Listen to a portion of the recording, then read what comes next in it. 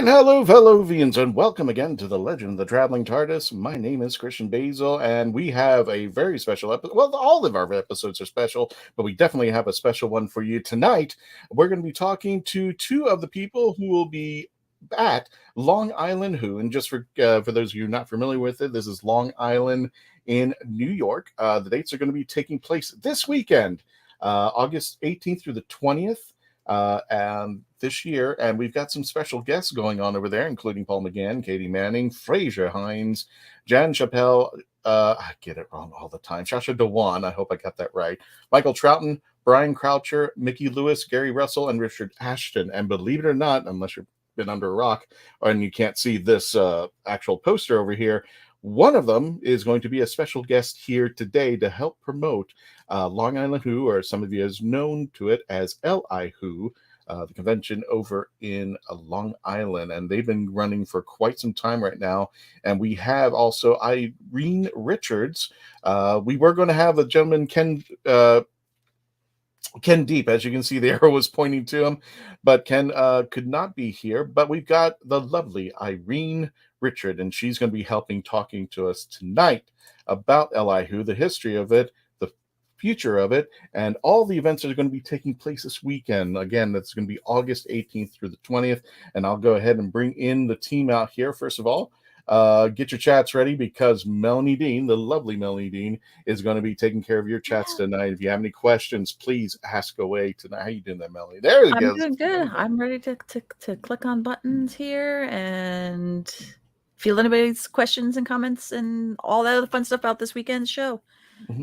So if you're in Long Island, or if you're close to Long Island, if you want, I know Frontier flies direct to Islip, so go over there and go see a bunch of amazing guests. One of which is here with us. Which is weird tonight, yes. And I can't wait to interview him. He's been back. He's been here before, and he's returned over here. And I hope you guys have a great time. And if you're not familiar with it, let me go ahead and bring in our next guest, Miss Irene Richard. How you doing, Irene? Thank you so much for coming with us. Hi, I'm glad to be here and to talk about LI Who. That's going to have its 10th anniversary. That's right, it is 10 years. Wow. Yes, it's 10 years, and it's celebrating the show's 60th anniversary. So we're very excited about it, and we've got a great lineup. including, of course, Richard. Of course. Oh, wow. He just said the name out there. Irene, what do you do for Li Who? Just out of curiosity for the team. I am, Ken calls me the press liaison, which means that I'm the person who helps the press and the podcasters who come to the convention to have one-on-one interviews with the talent who's in person. So I've been madly writing emails, and I go out on Thursday and start organizing and connecting people. So that's what I do there. But I also get to be on panels. I'm on 2 panels, and go to panels and go to see the guests to be interviewed. So it's a packed weekend, 3 full days of really exciting events. And one of the things about the convention is that it's small, it's really intimate. There are about 500 people who come, and it's very warm and friendly, and everybody's very welcoming, and it's just a great time. I recommend it totally. It's so much fun. And it's in the summer. Usually it's up until now, it's been in November, the week before Thanksgiving, but Ken moved it to August. And hey, who doesn't want to go out to Suffolk County in August? It's a great way to escape the heat and the humidity of New York City and the surrounding metro area. Not here in Florida. August has been not here in Florida. August has been absolutely brutal this month and this time around. It's just been... So we can escape up there from the heat and humidity. Exactly.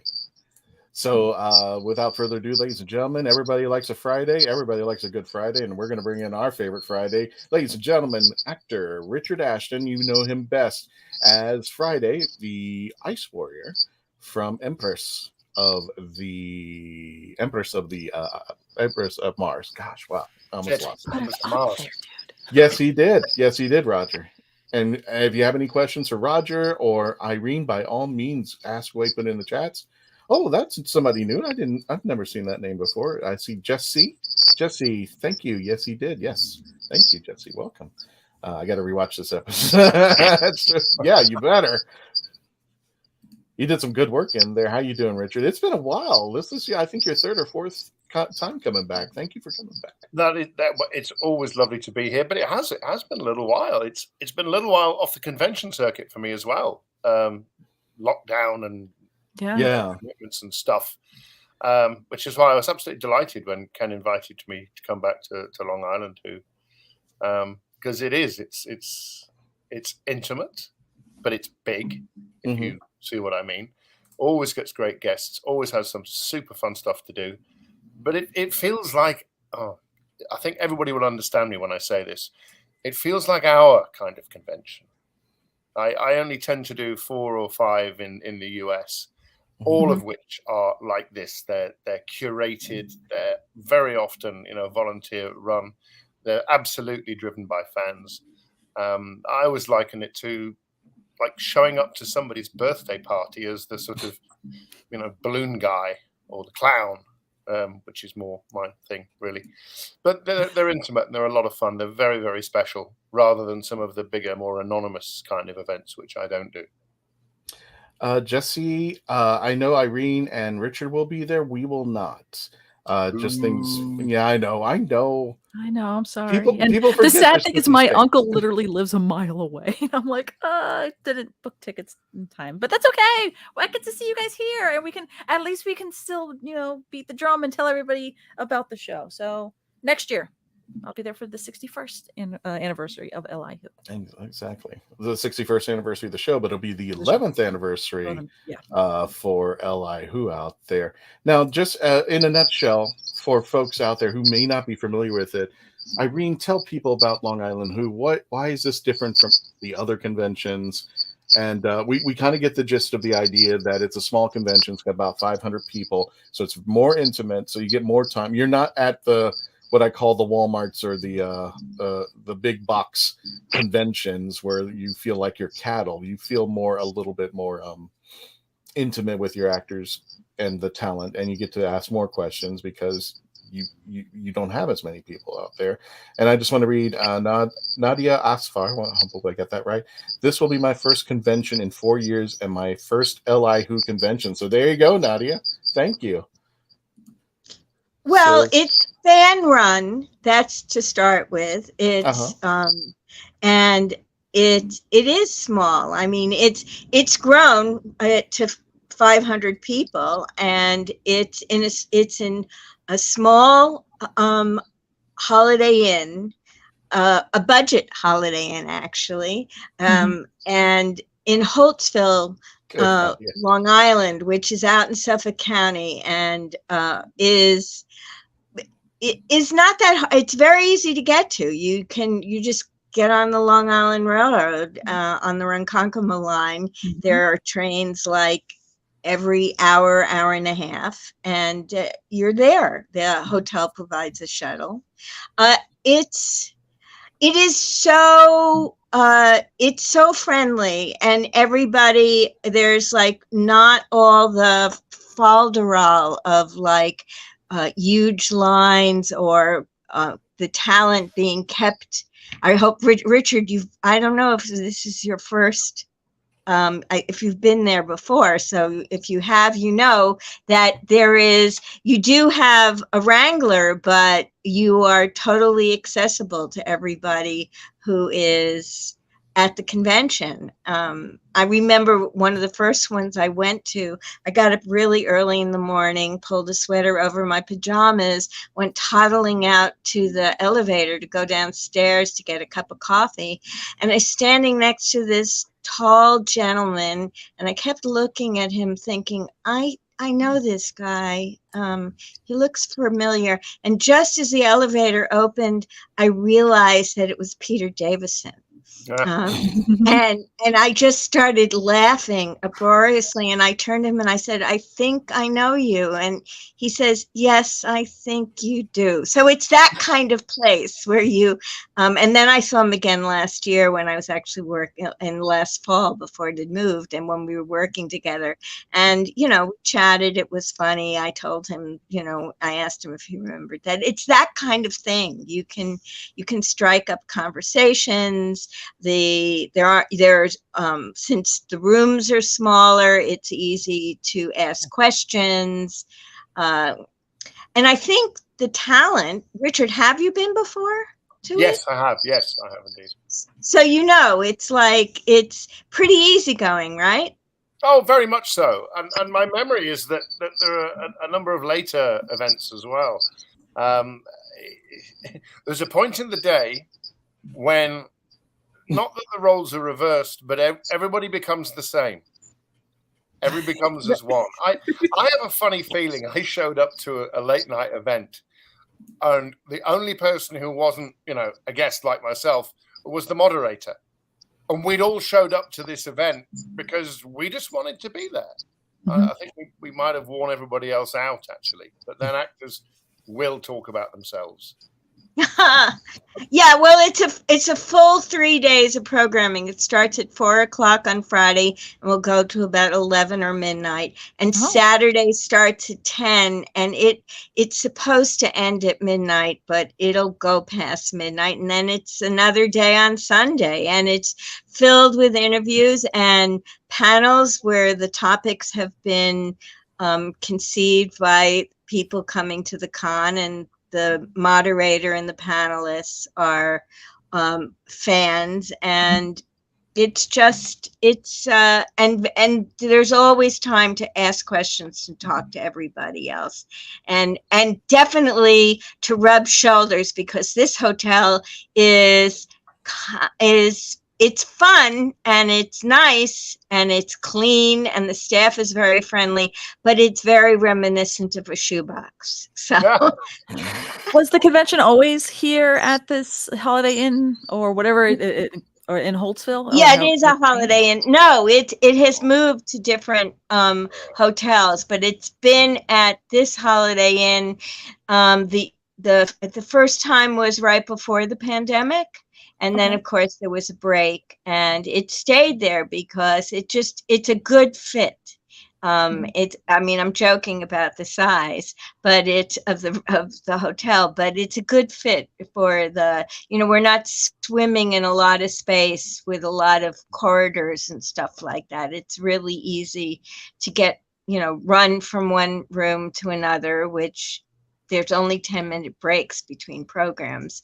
So makes it simple to do. And as Richard will see when he gets out there, that everything is set up in the corridors, so everybody's very accessible. And there's a restaurant attached to the hotel, so you can we've just. We've still got LobbyCon, right? Oh yes, there's LobbyCon. Yes, there'll be. Okay, yes. what? There's a story here. Yep. What? Well, all conventioners will know what LobbyCon is. Because if we're not engaged to do, whatever event it is or whatever presentation or what have you, just go and hang out in the lobby. Mm-hmm. And okay. Actually, it's a lovely way for me, of meeting people I won't have seen since my last US con. And it becomes a party. Let's be honest. Yes, it's where you don't have to go to the bar because you brought your own. Yeah. Well, we will completely fill up the hotel. It'll basically be us. It is close to the Central Islip Airport, so there will be some, people who fly airplanes and work airplanes. They'll be there too. But this has been, as I said, it's been going on for a while, so people are comfortable with that. And I don't know if it'll be this way this year. There have been people, guests of the hotel, who take a room, who are not doing the convention, but that's really minimal. Basically, it's like the hotel is just filled with people who are doing the convention, the talent and the panelists and the people doing the interviews. So it's like wall to wall. It's wall to wall Doctor Who fandom, basically. I like Jess's comment because I'm pretty sure that the person that checked me in last time had a Doctor Who badge on and was a great Doctor Who fan. Yes, it's true. In fact, even the customs lady at the airport was a big Doctor Who fan. It was very cool. And Jesse says, I would say that's the hallmark of it's cool. It's cool, and it's also warm as a place to hang out. For Nadia, it's your first time, you're going to be amazed at how easy it is to navigate the con and to talk to people, and everybody's really helpful. So if you haven't been before, I encourage people to come out. There are weekend and day passes. If you can't manage all 3 days, you can come for any one of the 3 days. They're all available, and they'll be available at the door too. For you can just walk into the hotel and buy a pass. And if you're like me and I can't attend, but you have a cousin that's nearby, you're going to force them to go for you. So that way you can get autographs and stuff by them, by proxy. I think that's a good idea. Because he can he has a car, he can get on the LIE. It's very easy to get to this hotel. To what Irene said, you can get onto the LIRR. It's the Ronkonkoma stop. You've got a shuttle, so you don't have to worry about Uber or taxiing. Go. Or coerce get this up there. I'm going to have to overnight it. I'm going to have to overnight it to my cousin Vinny, and that way, yes, it's Vincent. Your cousin Vinny. I haven't. I'm Italian. I have a cousin Vinny. He's Vincent. He's Vincent the Third. He might be watching this right now, going, "Oh, am I going to LI Who?" I'm like, "Yes, you are." You are now. Melanie, I think you might have to make a shopping list for him, because there's a great vendor room too, with all kinds of wonderful stuff, including a lot of original art. So that's another fun thing. And a woman named Melissa who bakes the sweetest, most delicious treats. Richard, you're going to have to visit her table and get something from her. They're just delicious. So. Does she ship? Nice. No, website. Well, I'm supposed to be on a diet, but yes, I might have to go and see it. Yeah, not this weekend. There's no diets. Oh. No diets at the convention. Speaking of no diets, that's my segue. We are going to go ahead and take a commercial break. When we return, we're going to continue our discussion with Richard and Irene, talk about LI Who, the history of it, the future of it, and what's going to be taking place this weekend. When we return, please continue to stay logged on, tuned in. We will be right back.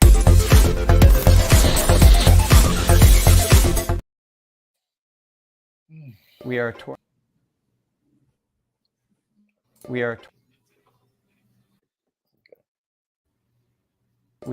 acoustic. We are a touring acoustic duo crashing kitchens around the country. We go from house to house every Friday night, and we create music, we create food, a good time, we stream it live, and we do it for free. So now we're just really kind of like trying to develop it and build a community group that people believe in, then they'll help us. So we played from our rehearsal room, we played from the bathroom, thankfully that didn't catch on. I probably played guitar in my room, not for anyone, in front of anyone, nobody heard, for probably about 10 years. And then one Friday night, we played from the kitchen. It's the main place people want to be. It's where the food is, it's where the drink is, it's where the best lighting is. You can go to any party and I guarantee you, the kitchen is going to be popping. Our ultimate goal, I think, would be to crash kitchens every Friday all around the world.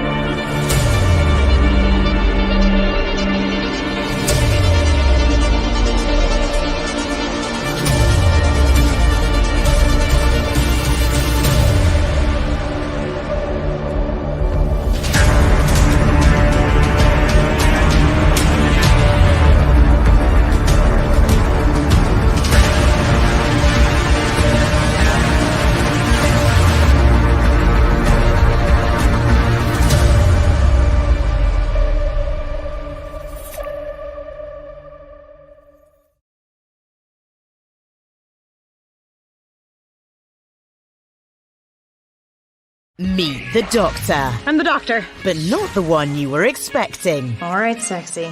It's time to go home. Doctor Who Velocity. Streaming now. Oh, brilliant! It's hard to believe that in the 56-year history of the greatest sci-fi television show in the English language, there has never been a fan guide to Doctor Who.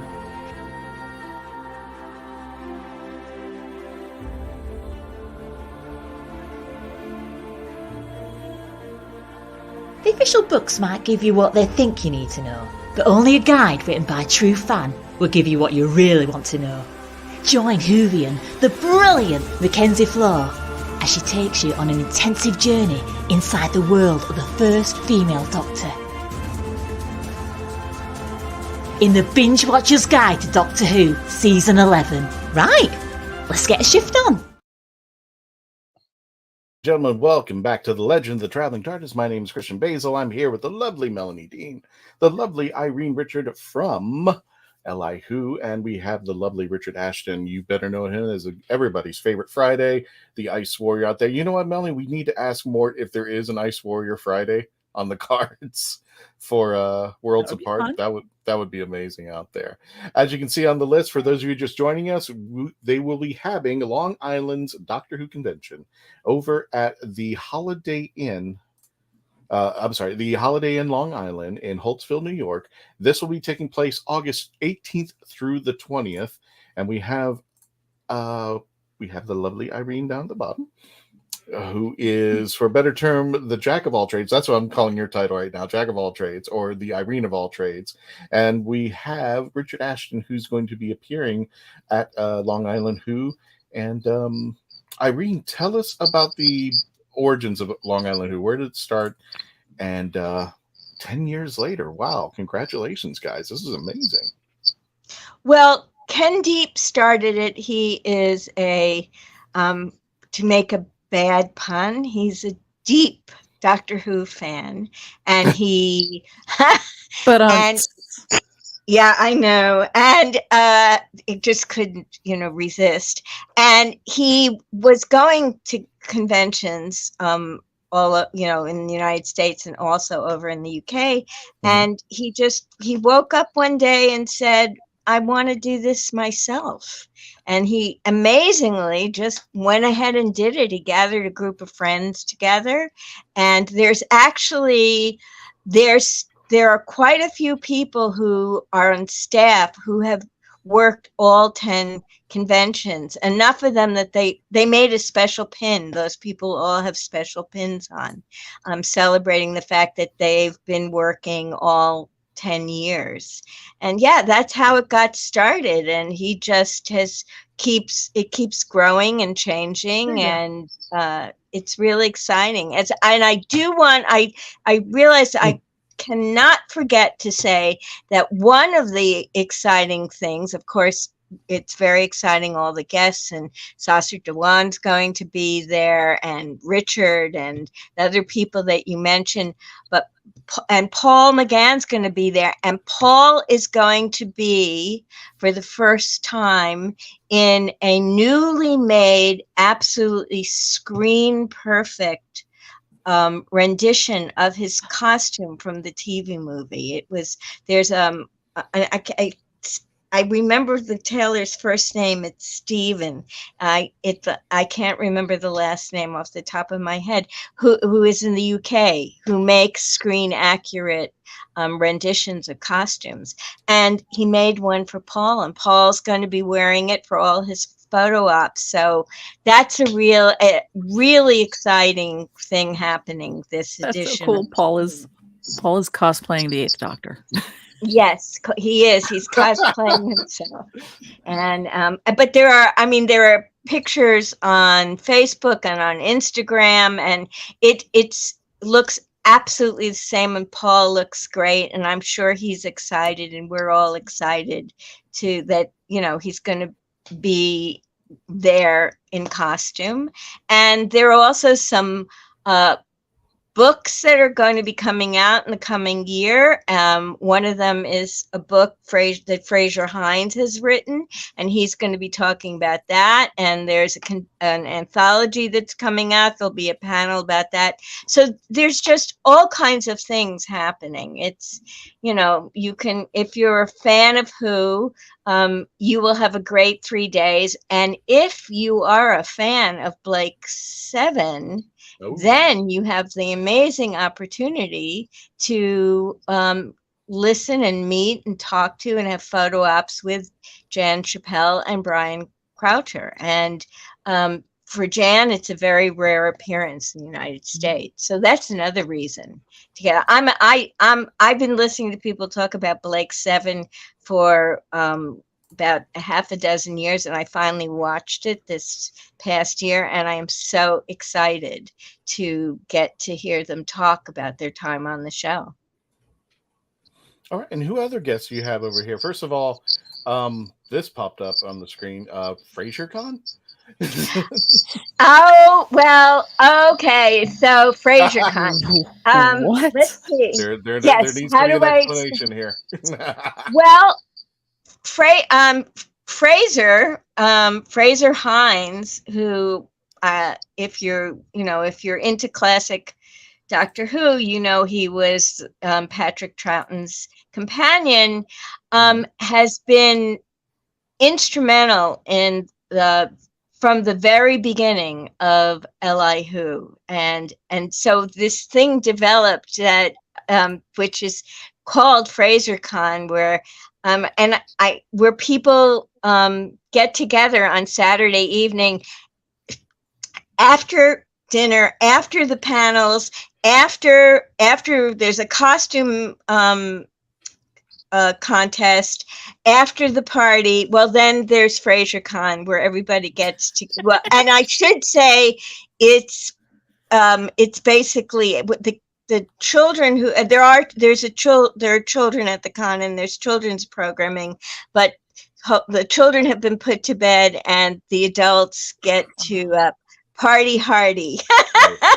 So when a convention says that they're going to question marks, that means FrazerCon. Yes, it's like it's the 4th annual celebration of Frazer's being so involved in Li Who, and it's great. I mean, the one thing is you better get some extra sleep before you come, because there's very little sleeping that happens at this convention. So I can start the petition for the first annual Ashton Con. Yes. Yeah. That's when it goes from 2 question marks to 3 question marks of how late we're going. Yeah, I think so. Well, Richard, you're going to be talking about more than just what you did on Doctor Who, right? You're going to talk a little bit. I mean, I'm very lucky. Doctor Who is my return to what do we call it? A biomechanical character. I used to do a lot of science fiction, used to do a lot of aliens, robots, monsters, that kind of thing. And then I span off into other, kind of TV series and stuff. So Doctor Who brought me back into the world of monsters. But yeah, for those people who are into it, I met the great Jerry Anderson. There you go. Now, who knows who Jerry Anderson is? But he gave us Thunderbirds and all of his other wonderful series. They did a series for him. Which some of the aficionados remember, not at the beginning of sort of animatronic additions to characters. It wasn't necessarily as smoothly done as it might have been, but we shot it at Shepperton and we had a lot of fun there. But yeah, there's lots of science fiction we can talk about. I shall be thrilled. Because Blake Seven was a big part of my childhood, just as Doctor Who was. But Blake Seven's quite special because it's sort of it's an event that happened and then stopped happening, and we all remember it very, very well. Our Candyman Mark Robinson, Richard says, Richard, with all the roles you've done for Grange Hill, Doctor Who, Fifth Element, Dracula, and the Viking, which was your favorite role? Do you know, it's difficult because I started out as a really nice guy.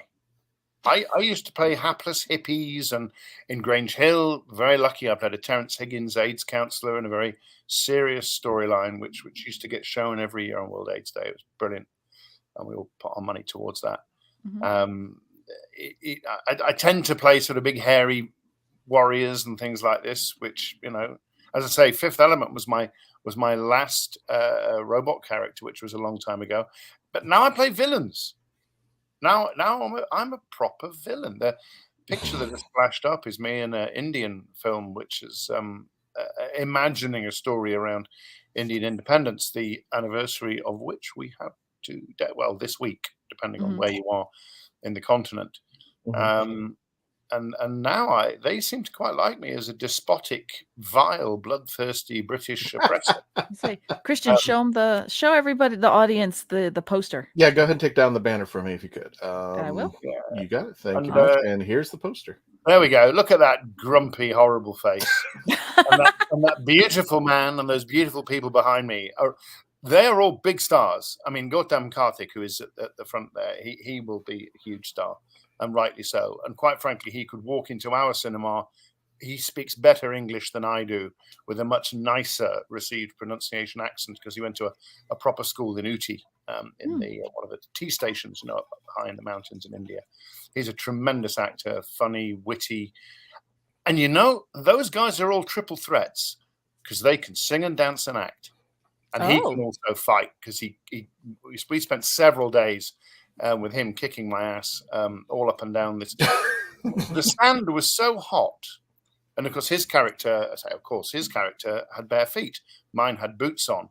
My feet were burning, and I had boots on, and he had bare feet. They would throw a handful of cold sand across the floor before we started, as if this would make any difference. And Gautam then proceeded to kick my ass right royally. I just hope we see loads more of him in Indian films and in English language films. Fantastic. So I'm a baddie now. I'm a big, horrible, fat, British bearded baddie. So we've got Daleks, Cybermen, Centaurans, and Richard. There you go. There you go. I'm He's like in the my own line. kind of villain. It's true.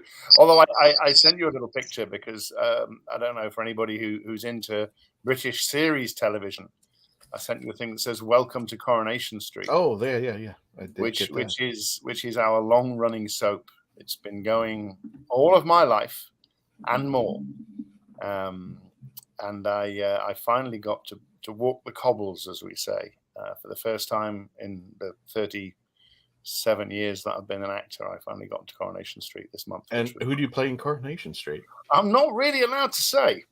It hasn't been okay. shown yet. Okay, but well, that's not right. it's quite a sensitive storyline.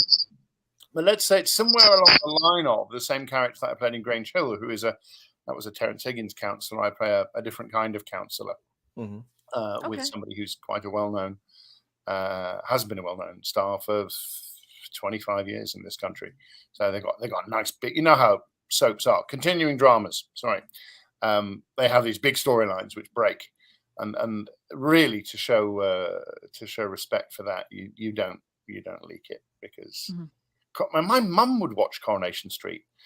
My mum burnt down 2 kitchens watching Coronation Street because if you grow up in Manchester, then you eat chips, right? Which are not those funny things in crinkly bags. They're big, fat pieces of potato deep fried in oil or fat. And Mum would watch Coronation Street and forget that the chip pan was on. And then we would be running around the house with the smoke pouring everywhere. Or maybe she just wanted a new kitchen. I don't know. Maybe that's it.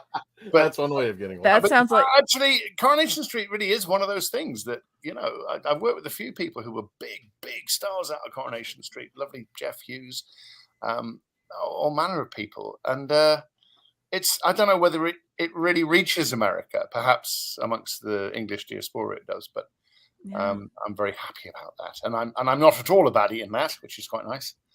Just for once. Well, I would think in the U.S., at least in where we refer to from soaps would be like the General Hospital, and how it's gone on forever, and that's kind of the rite of passage for a lot of actors. Either they're starting their careers or at some point getting in there and going, "Look, I was a character, and then I died, and then I came back, and then I." Yep, and then I went to Port Charles and became a vampire. Yeah. I had a very, very good friend who was a regular nurse in Port Charles. We used to laugh uproariously about that. Because she got to work with a whole load of people who'd been big stars when she was a kid. But I believe that spin-off did actually end up with them being consumed by vampires, no? Have I got that wrong? Did I dream Maybe that? Not. Maybe you dreamed it? I don't know. I don't know what your script doctors Maybe do that's over what there. they should do. I don't know. But Freaking audience. Doesn't have any vampires. No. Richard, we got a question from Roger. My question for Richard is, what's it like working with Peter and Pearl in Empress of Mars? Okay. Amazing, right? Because like everybody, I saw Local Hero when Peter was a very young man and he played this engaging character. I had no idea he won an Oscar with his university graduation film. We all then knew him from the thick of it, which is, I don't know if you guys have seen it. Yes. It's beautiful. Oh, the language. Wonderful. The language. Well, you know, for us, because the language isn't such a big thing because we're quite sweary people anyway. But my goodness me, the satire, the wit, the character across all of those actors. And of course, Peter burns, he burns like a beacon. He's I won't say he's intense because that would be wrong because he's actually tremendously easygoing. But he works incredibly hard every second that you're on the floor. And so actually it was kind of like a little acting lesson, you know, watching somebody work a script and work every little corner of the script. And he was delightful to me. I mean, we didn't have an awful lot to say to each other because I was dressed in the Ice Warrior costume. But he came up to me and he said, "Look, I know you're in there. I know you are actually in there. And it is really important that you're here." And I thought, that's rather lovely. That is rather lovely. And he was terrific. Pearl was delightful, and I didn't know her at all. And she just has this energy which is infectious. In the original version of the script, we kind of did a little double act kind of thing, me and Pearl. It was very much kind of, she was the one who realized I was a good guy, and I mean, we had a little handhold at the end, which was nice, but They changed that. They changed the focus of that because Anthony Carf's character did something different. Anthony, who I also know quite well. But brilliantly, I have just been to the National to see Grenfell in the words of the survivors. I don't know if you're aware of this, but we had a terrible tragedy here 6 years ago where a tower block in West London burnt, and 72 people eventually, 71 people in the tower, 72 people eventually lost their lives. Oh, I think I heard about that. Yeah, well, I won't go on about it because it's actually a massive downer. But the story that they managed to tell after this verbatim drama, very clear, very interesting, real love letter to diversity of London and the community of London. And unfortunately, or whatever, I actually watched it burn from my rooftop. I was living in the same part of London at the time, and all the what's-its went off, and we all went up onto the roof and had, oh my God, what is that? And Pearl plays one of the characters in that show at the National. Oh. Stunning.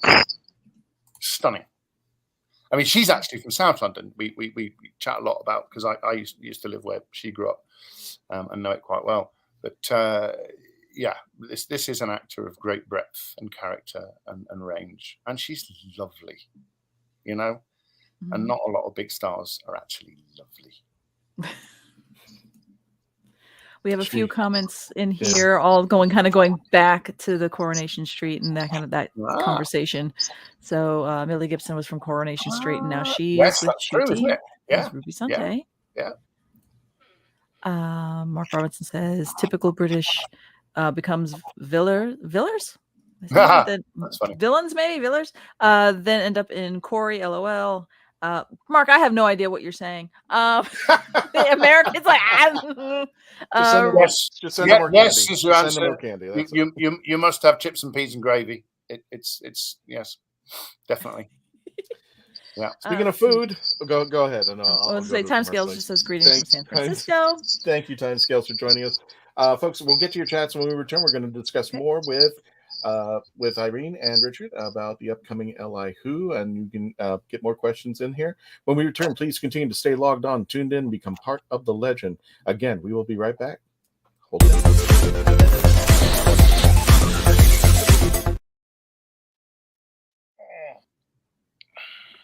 You have more options than ever before when choosing a film, a television or internet series, a book to curl up with, or even a radio show or podcast. Get to know the people who are creating for you. The Hangin' With Web Show, hosted by award-winning author and journalist G.W. Pomacher, is the internet's fastest-growing web talk show series. The Hangin' With Web Show features professional, yet casual, in-depth interviews with creative arts and entertainment pros. Meet the people behind a digital revolution in creating more quality content than ever before in the history of media. Find the Hangin' With Web Show on YouTube, Facebook, or Twitter, or simply go to www.hanginwithshow.com. That's www.hanginwithshow.com. Famous Faces and Funnies in Melbourne, Florida is leading the way in pop culture fun. From comic books and graphic novels to Funko Pops and collector's items, Famous Faces and Funnies has it all. Rick Shea and the professional team at Famous Faces and Funnies are friendly and knowledgeable. Whether you're looking for toys, props, collector treasures, or a new comic book, Famous Faces and Funnies is your one-stop shop. To find Famous Faces and Funnies on Facebook and Twitter, just type at FFF Comics. Hi, my name is JAIMIE ENGLE, critically acclaimed author of The Toilet Papers, Places to Go While You Go, a short story collection suited to match your bathroom needs. Only have to go a little? No problem. I've got stories under 1,000 words for you. Far from poopin'? I've got you covered, with stories over 5,000 words to keep you occupied, while your latrine stays occupied. And that's not all. The Toilet Papers is endorsed by the fine folks from Squatty Potty, the stool for better stools. But don't take my word for it. See what Dookie the Squatty Potty unicorn has to say on YouTube. You won't be disappointed. Well, I've got to go, But you can grab your copy of The Toilet Papers on Amazon in ebook or print, or get an autographed copy from me at therightangle.com. And don't worry, I promise I'll wash my hands first. The Toilet Papers. You might just stay in the bathroom longer than you need to. My few amusements of this show, Richard, is to look behind the scenes when the toilet papers commercials going to see what everybody is looking at and just like how the reaction is. People are going like asking me, going like, "Is that for real?" Yeah, she's for real. Not only that, JAIMIE ENGLE, congratulations. We've announced some previous shows, but just in case you're here first, JAIMIE ENGLE has put out her first movie, Just Jake. She is a film writer, and that movie has been produced, and we're keeping track of it to see how further along she's gone. She told me she was writing something beyond the toilet papers, but nope, she hasn't. So I mean, if you're writing a film, a screenplay, go for it. I mean, yeah, we'll skip out on that. And ladies and gentlemen, we're bringing up this little thumbnail because this weekend, if you're not at LI Who and you want to check us out, or if you're at LI Who and you're sitting around and you just wanted to see it, we are going to have the return of Ian McNeice at 1 p.m. Eastern Standard Time, live here at the Legend of the Traveling TARDIS. You'll be here 1 p.m. I believe it's Eastern Standard Time, 3 p.m. No, sorry, 10 a.m. I got to get this right. Sorry, 10 a.m. Pacific and 6 p.m. for our friends of the UK. Ian McNeice, the great Winston Churchill himself, will be live here again, and he'll be joined by his good friend Simon Fisher Becker. We'll be interviewing Ian McNeice, and you can chat with him live. Brought to you by Cameo. Check out his Cameo. You can purchase anything for Linewood for happy birthday or whatnot. You can get Cameo. Look up Ian McNeice and check him out over there. And then welcome back to the Legend of the Traveling TARDIS. Yeah, more with us there and the toilet papers. I've got the lovely Irene Richard from LI Who, as well as the lovely Richard Ashton, and Melanie's here with me. We're taking your questions today. Roger, my next question is for Irene. How hard is it dealing with the press at the Long Island Doctor Who convention for the past 10 years? Oh, not hard at all. You know, people come, most of the people who come, the press, and now the podcasters, is a big podcaster contingent, you know, all the people doing Doctor Who podcasts and genre podcasts, they are fans. So they are excited to be at the convention, happy to have the opportunity to have one-on-one interviews, and then also to go to the interviews and the panels. And so no, it's the only thing that's difficult about it is that since the programming is so packed, it's the scheduling is the only thing, getting people together, and that's the only thing that's at all difficult about it, is that because all the people involved, the talent and the press and the podcasters, are all also doing stuff. They're all, you know, people, the guests are being interviewed, they're sitting at their tables and doing autographs, they're in the photo studio, having pictures taken. Occasionally they have to, everybody has to eat something. So that's all it's about. And but other than that, it's really simple. And I think, you know, people seem to enjoy, the talent seems to enjoy it, because the people that are interviewing them are knowledgeable about not only what they've done on Doctor Who, but the rest of their career. So yeah, not a problem at all. It's a pleasure to do that and to be able to help people. And you know, Christian, that we just had a big celebration of podcasters, Doctor Who podcasters, right? I am glad you brought that up. Melanie, if you could take down Roger's chat over there, but I just want to put this up because I still had it. As of August 9th, 2023, and hopefully we will be running this forever, there is Doctor Who Podcast Day, better known as hashtag DWPD. And you can see all the team right over here. And I apologize. I was trying to find a good screenshot, and nobody was looking good at any time that I was trying to take a photo there. But you can see all the talented podcasters out there. I mean, there are hundreds. And the people who were up there, especially the reason why August 9th was chosen was that I don't remember the year, and you can correct me if I'm wrong, Irene. I think 2005, the very first Doctor Who podcast, Podshock, premiered, and I think they had indeed James Naughton and I believe Martin on the side over there, if I'm not mistaken. But you can also see, and let me take the scroll down so you can see the names of the people. You got Drew Meyer, Dwayne, all the team up there, and especially this was hosted by Dan Hadley of Type 40, who held the first meeting of all the heads of the podcasters, Mark Garden from Mark 242, but Dan from the Spacebook and the Type 40 Doctor Who podcast. He was kind enough to have the very first episode all on, and I think we ran for about 4 hours. We were only supposed to be 90 minutes. That's a long conversation. Yeah, we talk. That's one thing we podcasters do. So I want to personally thank Ken Deep and Dan Hadley for putting that together, and we will totally support that every single year and every single time. Hashtag DWPD. So thank you so much for doing that for us, Ken Deep out there. More talk about Li Who. I would just want to run down through the guests that are going to be there. We mentioned Frazer Hines. We mentioned Paul McGann. There's this guy right here. Our favorite Friday. And we've got some other guests coming over here. I think this is his first time, second time, if I'm mistaken. Michael Troughton? Yeah, is back for Li Who, yes. So this is his second time coming out over there. We're going to have Gary Russell at the convention. We also have Jan Chappelle from Blake 7. You were talking about Blake 7. We just recently interviewed this gentleman, John Peel, author John Peel, who's written Doctor Who books out there. Mm-hmm. And this is the one I'm regretting for not coming because she has been egging me to get a picture of the TARDIS. Miss Katy Manning is going to be there. Iris Wildtime herself. And she's been nagging me about, oh, darling, get the TARDIS up here. We'll get a picture. And I'll be giving a big kiss. I'm like, okay. So, unfortunately, we'll try it next time.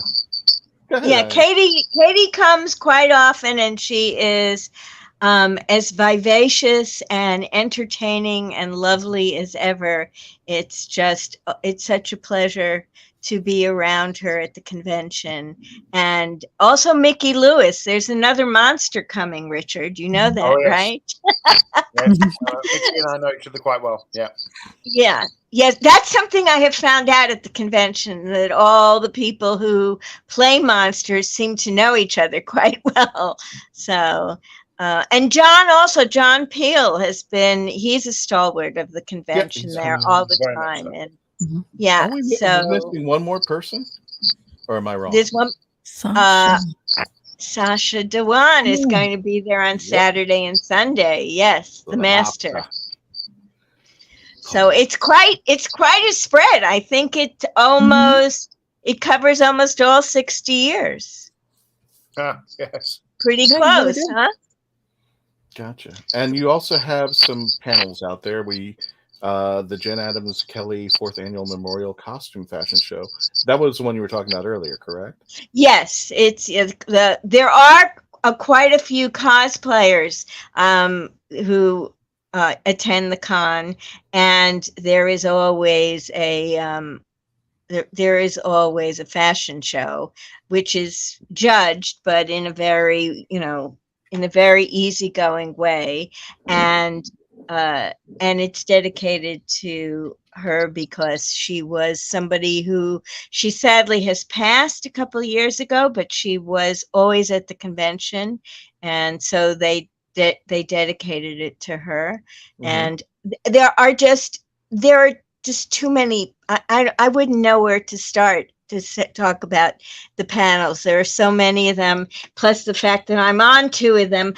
So I don't want to plug my own panel. So, but I would say people should, if you're considering going out to the convention, go to the website, which is very easy to find. It's Long Island Doctor Who LongIsland.com. It's just all one word, no capital letters, LongIslandDoctorWho.com, and you can see all the guests who are coming. Their bios are up. The full program schedule is up with descriptions and the times, and you can still purchase passes online. So it's all there. There are the photo schedules and all the schedules that are happening down there. Now, one of the panels I put up is the greatest Doctor Who cliffhangers, and I've already solved that within 2 minutes. It's Sylvester McCoy dangling off of a rail with his question mark umbrella. That's the best one. But here are the schedules, and for those of you who are listening to us on the radio, I believe everybody's going to be there Saturday and Sunday, but Richard is going to be available at noon, and he's again at 4 p.m. on Sunday. Oh, I'm sorry, I was going to read that chat. What was that? Was that Melanie? I think that was from Mark. Yeah, Katy Manning is amazing, crazy, and lovely. And I did tell her openly, I said, "You're the only reason why I stay on Twitter." There's Andrew. Awesome. Richard's going to be there all 3 days, right, Richard? I am, yes. Yes, I shall be there all Friday, all Saturday, and all Sunday. So I haven't spoken with Ken yet, actually, about what he wants me to do. This is news to me. I'm going, oh, wow, right, okay. You know what? You won't be able to stop me getting involved in whatever's going on. Yes. And so guests are allowed to just walk into whatever panel they want to. That just tends to happen at just any convention, smaller ones in general. Particularly if it's appropriate, you know, which sometimes it is. Yeah. It depends on who they want to razz that after. Yeah, I mean, I naturally don't want to steal the spotlight, but sometimes it's just that little at the very end. I've seen people just kind of walk in and sit down. It's just like, or line up for a question just to ask the person who's in the spotlight the question, just to razz them a little bit. Now, look, you got to love these conventions, folks, especially the smaller ones, because you get a chance. Unlike the big boys, and there's nothing wrong with the big boys, but I mean, you do kind of feel like cattle being pushed around and such. Here's Li Who and all these conventions that have gone on, these Doctor Who specific conventions. You get to have time to sit down with these celebrities, these talents, and get to probe them more. And believe it or not, these people are grateful when you get to talk to them and learn about more. I mean, there were times when I just like would go up to somebody and said, I gotta confess, I have no idea who you are, what you've done. Can you talk to me? And they will talk your ear off. And by the time everything's said and done, by the time you've gotten to have a good relationship, you are a big fan of the person you were just talking to there. And I tell a story of this because there was a Doctor Who convention down here, and I had the rare opportunity.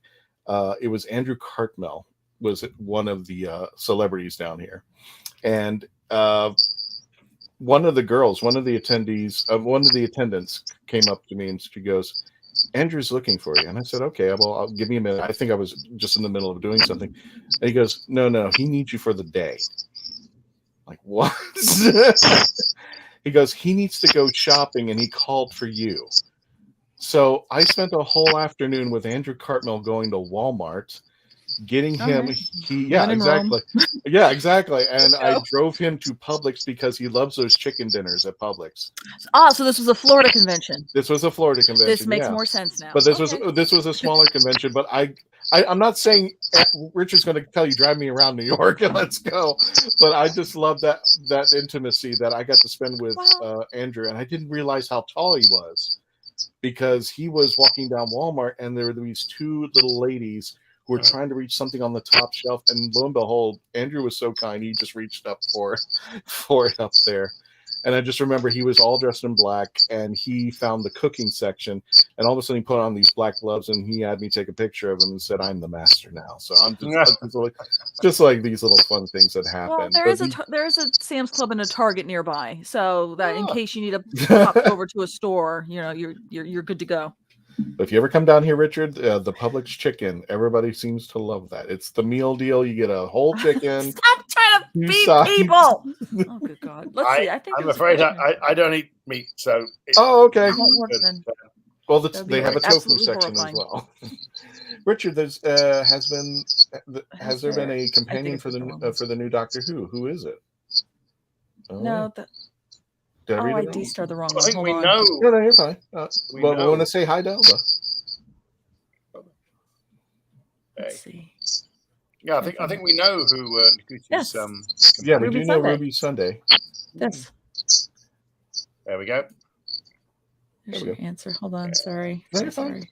Sorry, we're getting to your chats. We got quite a few of them. Melly's catching up there. Cool.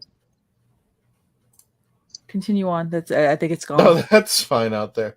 But I just love those little conventions like that. It's why I mentioned LobbyCon, because there are those people who go to conventions who I'm sure, quite understandably, do the thing that's on the schedule, and then you'll never see them again. Mm-hmm. And there are other people who will just make themselves available because they like hanging out with the fans, and they. I got taught this by a couple of people early on. Everybody has a story, and actually, we're as interested in other people's stories as we hope they are in ours. And so it is an opportunity to share. And now some people I know from conventions, I'm on the postery thing and they're an attendee, but really we're both going there to meet each other. And that's the thing that really impressed me about the fan-led cons in America. It's like a family reunion. Mm-hmm. And particularly when people have traveled all the way across the States to wherever we are. We might be in Minneapolis, St. Paul. We might be in Chicago. People have traveled a long way, actually kind of to see each other, but also to see whoever's there from the show or whatever else is happening. So it's a great privilege to be invited to a huge family party like that. And I encourage people to go because it's the most inclusive place I've found on this planet. Inclusive in all the ways that you might interpret that word. Everybody wants to see you. Everybody wants to talk to you. Everybody wants to hear your story. And therefore, we all have a great time. Irene, what else would you like to tell our audience about Li Who that we may not? That I want to make sure we get in there. Yeah, I was thinking about that. I'm so fascinated by the things that Richard is saying, and he's saying things just absolutely perfectly. I'm like so busy listening to him. I think I just like stopped thinking about that. I've lost my marketing PR hat, but so I guess the only thing I can say is if you haven't planned on coming and you don't have plans for the weekend and getting to Long Island is possible for you, then go on the website, look at the programming.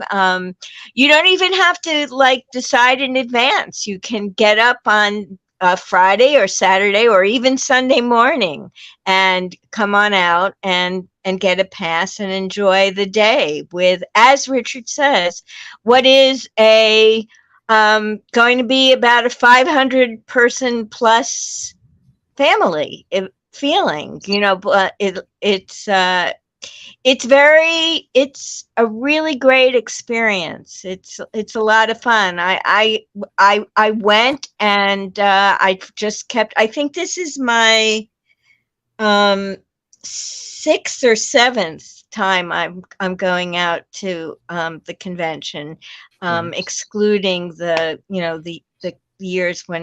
couple of years when it wasn't happening.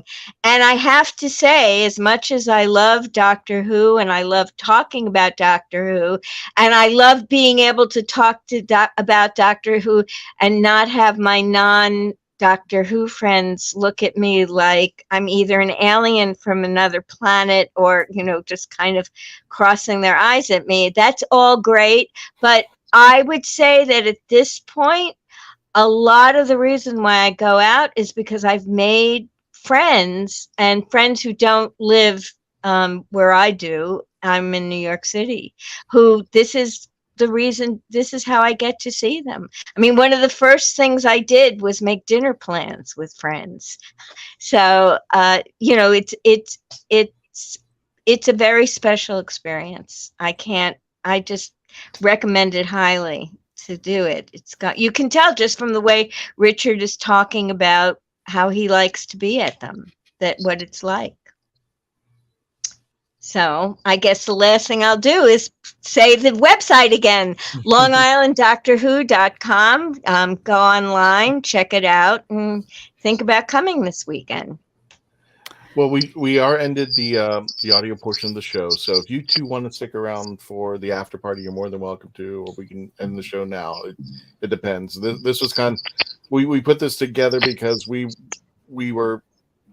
wanted to make sure that we knew Elihu. We wanted to thank Ken Deep for his contributions for Doctor Who Podcast Day, which is awesome. And hopefully that's something that's going to take off. And we wanted to invite Richard back because it's been a long time, dude. Mm-hmm. Get down here. The floor is We need to make a con for him to come to. Exactly. I know. Exactly. There might be. But build it and I will come. There you go. Believe it or not, there is talks, and that's all I'm going to say. Yeah. Andrew Morris, I hope to go to my first con in Wales in November. Ooh. Wow. Gotcha. And Folks, what Mark had put here, which I think I have to agree with, even though he had an autocorrect issue, he said every encounter you have with other people is an amazing perilous time and sharing knowledge of experience. Although he says that it wasn't perilous, it's precious. But I will argue, no, if you've gone to a convention, especially if it's a big one, a small one, Yeah, there's a modicum amount of peril. It's fun though. It's fun peril. What I'm going to do is we're just going to cut the audio part. For those of you watching, you can stay on. If Richard and Irene wants to stay on, they're more than welcome to, and continue to chat for just a little bit. And we'll talk more about Elihu and what the plans are in the future for Elihu. But we are going to cut off the audio portion. For those of you who have joined us, don't forget you can check out all of our episodes on the YouTube channel. You can subscribe now, youtube.com/The Legend of the Traveling TARDIS. We have I think we're now 525,000 views, going up to 700 videos. We do a lot of shorts, a lot of outtakes.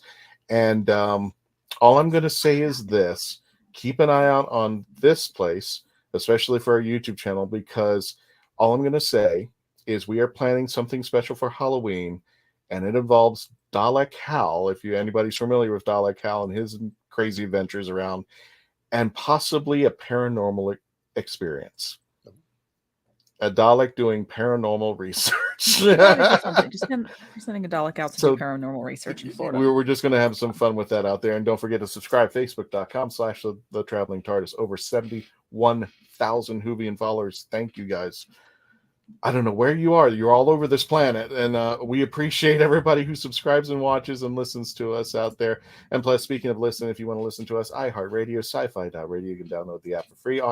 Odyssey, Spotify, Spreaker, Podbean, wherever you listen to your favorite podcasts, we're on there. And if you're one of those folks who just want to see our bizarre videos, TikTok at The Traveling TARDIS down there. We're just going to take a break from our audio team, but as soon as we get back, within just a second, we'll continue our discussion with Richard and Irene, talk more about the future of Elihu when we return. Everybody stay put. Everybody who's listening, thank you so much for listening to us. We'll be right back.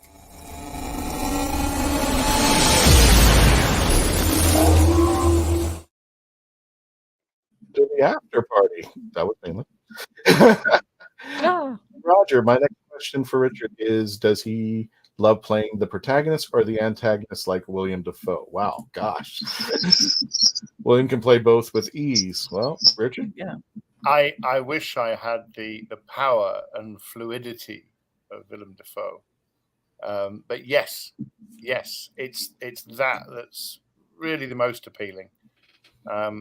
Maybe the answer is actually, however bad or villainous the character is, those people don't think they're villains. They think they're the hero of just a very different story to the one which everyone else is seeing. And I found this in pantomime, the English sort of theatrical form we do at Christmas. It doesn't work if the villain is just villainous, because that's not very interesting. Whereas if the villain has hopes and aspirations and desires and is just choosing a very strange way to go about it, then when you see them thwarted and done down, or quite often in pantomimes, they get changed or translated. It's a lot of fun. So in a way, it's kind of the same thing. It's just that I'm the only person who thinks I'm the hero, everybody else thinks I'm the villain. The shots that we've shown from the film in India, very obviously history sees the British in India as the not just wrongdoers, but as the despots. But I believe that a lot of those people thought they were doing good, or they thought they were there for a good reason. And then as the horror of some of it unfolded, now what's that story? So the guy that you see as your villain, he thinks he's a good guy. And now he sees the result of his actions unfolding. Now that's a drama. That's a drama. You know, I'm just a soul whose intentions are good. Oh Lord, please don't let me be misunderstood. One of our biggest panels that we do, the most interactive panel that we have, and Irene, we want to do this panel when we get up to Eli next year. The title of the panel is Doctor Who, Villain or Hero? Uh-huh. And we've had this discussion. Melanie and I have been running that panel, and for the most part, people will actually start off, everybody says, yeah, she's the hero. The Doctor's the hero. And at the very end, people have changed their mind. And they've really had those. It's usually a panel that's about 45 minutes long, but there have been some days I've just sat there and I'm like, the audience will talk with each other for like hours about this. They'll really get into it. I'm just like, wow, good grief. And it's like, if we ever have that panel, that's a panel that has to be like at the last part of the day because it just runs forever sometimes. Nadia says, Irene, are you considering bringing any new Doctor Who's to Eli Who in the future? I am very, very honestly, I have nothing to do with arranging the guests who are coming. I don't know any. I like everybody else. I find out. This guy. Yeah, I find out who's going to be there at the same time everybody else does, and I can't even imagine the amount of work that goes into making this convention happen. So I don't know. I do know that it's for sure there's going to be a convention in 2024. And the dates are set already. This is very different because Ken, in the past, all the years previously, Ken has announced the dates for the next convention at the very last hour, when everybody's at the convention, and he posted next year's dates on August 4th. This year. So it's happening again in 2024, August 23rd through 25th. And everybody feels it's a very mysterious title. It's called Eli Who Plus. And everybo's been asking Ken, what's this streaming? We streaming services? Ken have to subscribe to another thing. Yeah, no, nobody knows. The first thing that happened is Ken posted this on August 4th, and there were all these people like replying, commenting, saying, "Wait a minute, is the con going on like for another week? What's going on?" And he said, "No, you're missing the part where it says 2024, and it's the because every convention has had a name of some sort or another, and usually tied to one of the show's episodes.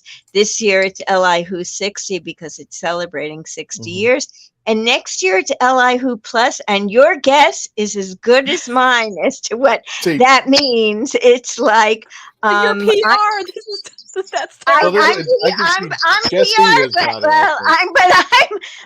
in the dark. I have no idea what the plus is about at all.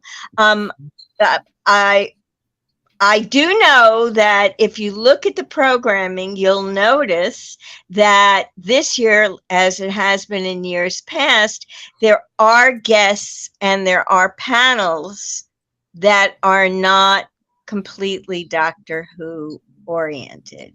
Oh, okay. right? Like Jan and Brian are there with Blake 7. And if you look at the programming, you'll notice that there are some panels that are not Doctor Who oriented at all. So, but I'm not saying that that's what it is. I really don't know. I'm not hedging. I'm just saying your powers of deduction are sound. I'm yes. like, okay, that kind of makes sense. If it's and it's still 3 days, so I don't know, but it could mean something else. It's like it could mean streaming. I don't know. Could mean a lot of things. Jesse made a point of there. Jesse said something about Disney Plus, so that might be the relationship. They were see, we're all so smart. But that might not be the case, because you mentioned that there's going to be more stuff. He might be adding more, like 7 Red Dwarf. I would love to see a convention here pull up the Red Dwarf moniker. I want to see those guys, see the boys.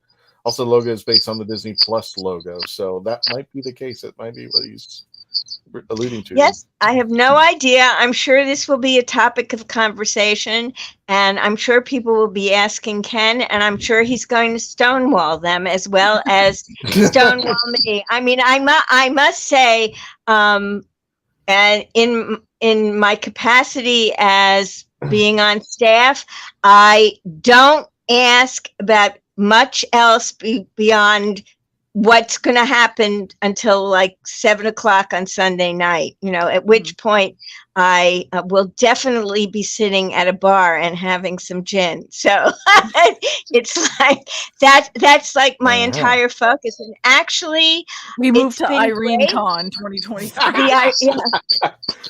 Irene Con Plus. Irene Con right. It's been great talking with you all, but I'm imagining the emails piling up in my inbox from and I have to get back to them. So I'm going to have to exit. And it's been great. Thank you for having me on, Christian. Thank you, Melanie. And Richard, I will be seeing so much of you Friday, Saturday, and Sunday. You'll be sick of me. Am I running after you saying, Richard, people need to talk to you. So I look forward to seeing you in person and hearing you speak about your time on Who and the other roles you've played. So long, everybody. It's till the, as the doctor would say, the moment has been prepared for. And you're still preparing. I'm still preparing. Okay, thank you so much, guys. Bye-bye. Yeah, thank you, Irene. Appreciate it. Thank you. There he is. He's biting the shots now. Now we got him.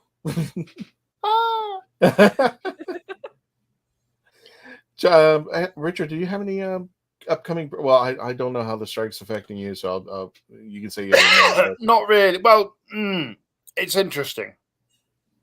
We're all still madly auditioning, or actually, I'm negotiating at the moment for a movie, which happens completely outside of anything that I've done before. And I made the question to SAG, and they were like, well, for instance, we can do cons, and we can promote other work that we've already done. So everybody's in a strange situation. I had a couple of things lined up in Canada, which I guess won't be happening now, or at least not yet. And they have their own situation with.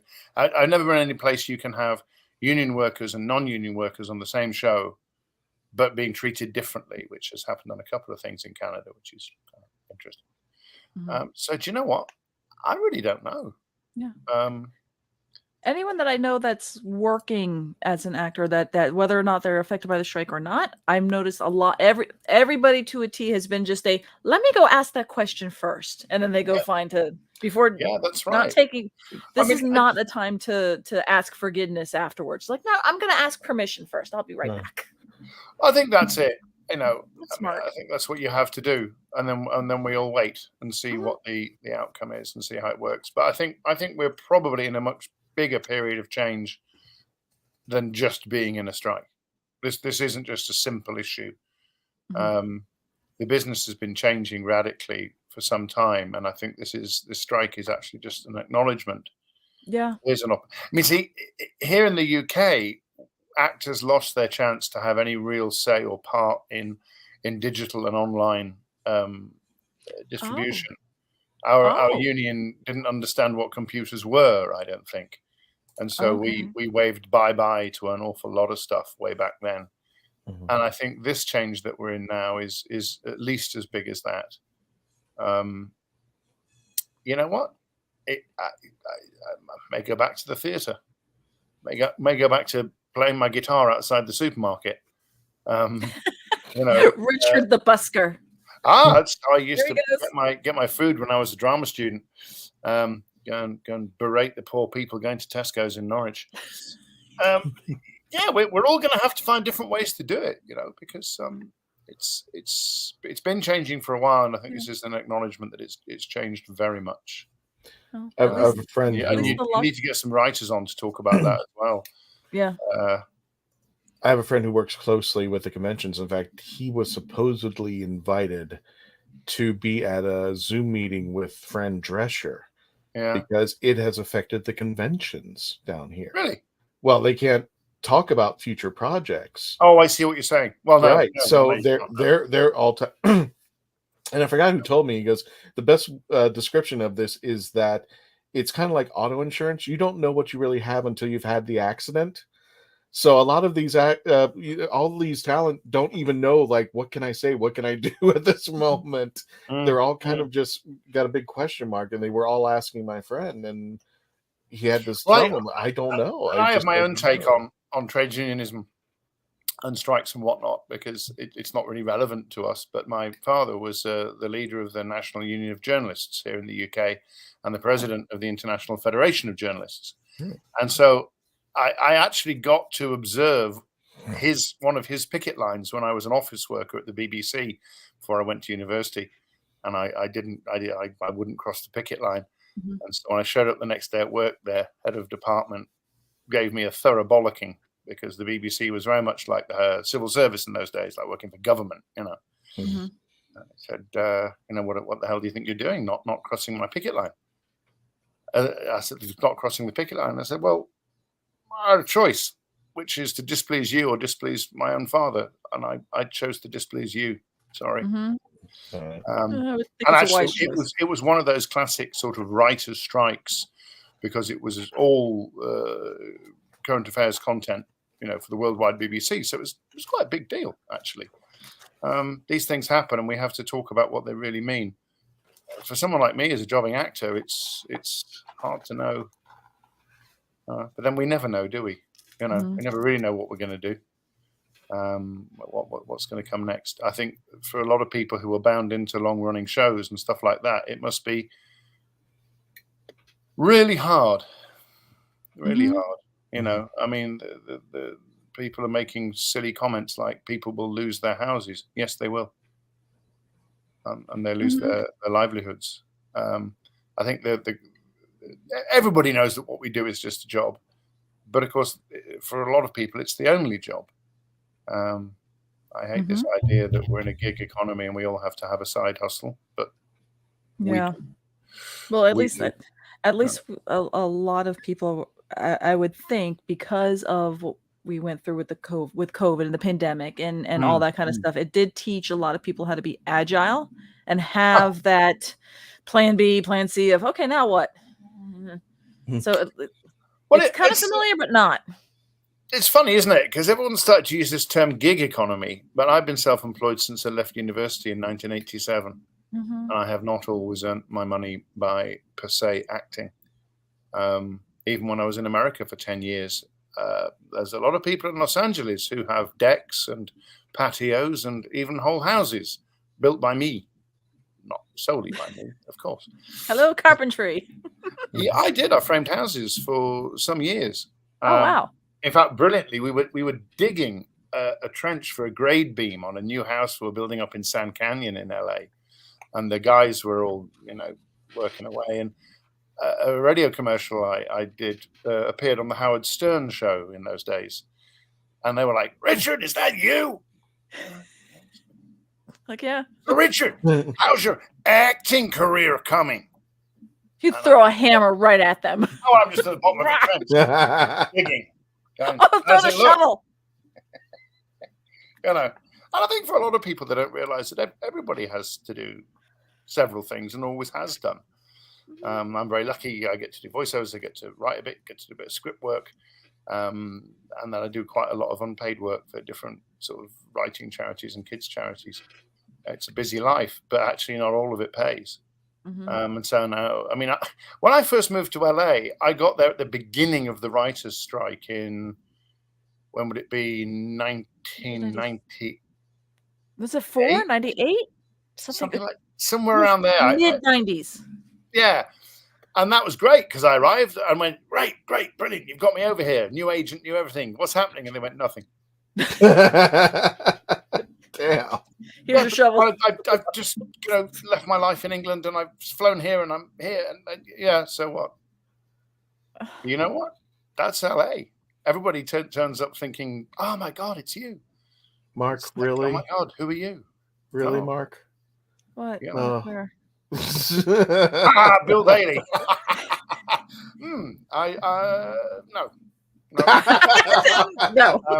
I used to see Bill Bailey when he was in a band called the Rubber Bishops, and there were 7 of them, and then there were 2 of them, and then it just became Bill Bailey. I think he's brilliant, by the way. My God, I wish I had his musical talent. That's for sure. If you've ever been to one of his live shows, astonishing. Well, I do see that video constantly from Bill Bailey that he does different interpretations of the Doctor Who theme. That's and right. one is like a Belgian nightclub or something like that. Wow. Yeah. Well, he is a classically trained musician. Yeah. And it is astonishing. He can play anything. Would I like to be on a Star Wars TV show movie? Yeah. I mean, things that got away. When they did the prequel Star Wars movies, because I did Fifth Element, and the creature effects designer on that was the same. But somebody told him I was busy in Los Angeles, so I never got to go and do the prequel show. So I would have liked to have done that. Oh no, because it was so during the prequels. That's when we finally saw all the different aliens and monsters and all that kind of stuff in Star Wars. Right. That's right. Yeah. And I sort of knew Nick Dudman quite well for various personal reasons. And we would have done something on that, I'm sure. But somebody said, "Oh no, he's." And I was probably building houses in LA at the time. I don't know. He's busy. No, let me make that decision. But it's how it goes. It's how it goes. It's. I think Star Wars is great. I have lost touch with it, I must confess, of recent years. But hey, why not? And would I be a villain? Yeah, yes. Probably. Do you know what? Terrible thing to say, but unless you're Alec Guinness, once you get old and fat and wrinkly like me, you probably better be a villain. The heroes tend to be a lot better looking these days. Shut up. They do definitely be young. They do. I mean, think about it. Think of all the new heroes, and if anything, we've gone more towards that archetype. I will upgrade my Disney Plus app if you kick Anakin's ass on screen.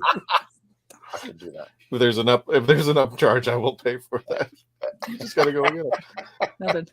Lord of the Rings, Rings of Power. It's wow.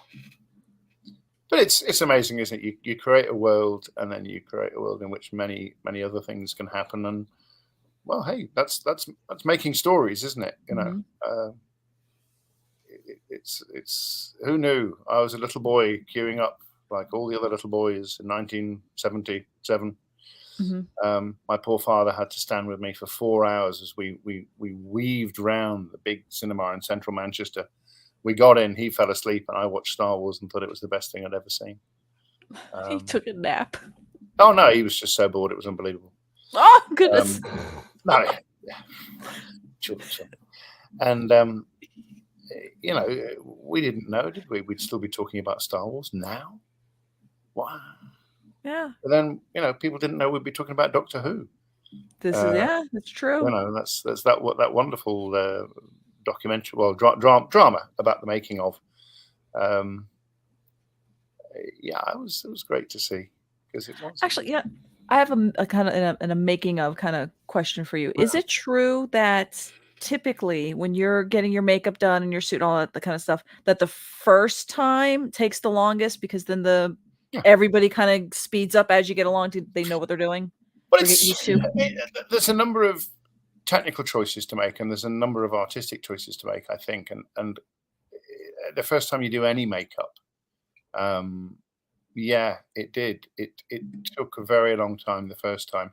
Particularly, my facial prosthetic was a 2-part number, and they were even looking at how they were making that, because they knew that we'd have to be doing this many times, so you want to make it streamlined as you can.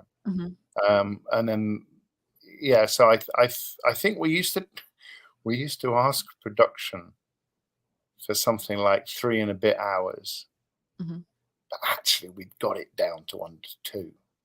Ooh.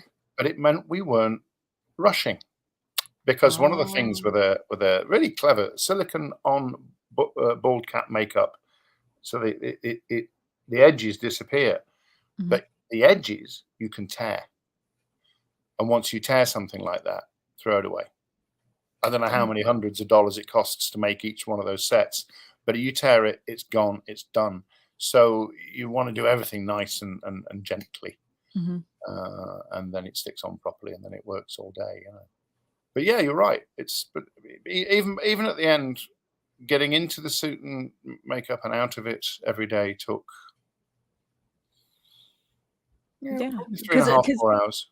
Yeah. Because your call time is going to be before everybody else, because you got to do all your makeup. Well, I have a horrible feeling, that some of the people from Millennium were actually sleeping in the effects room, because I was the last person out when we were in Cardiff.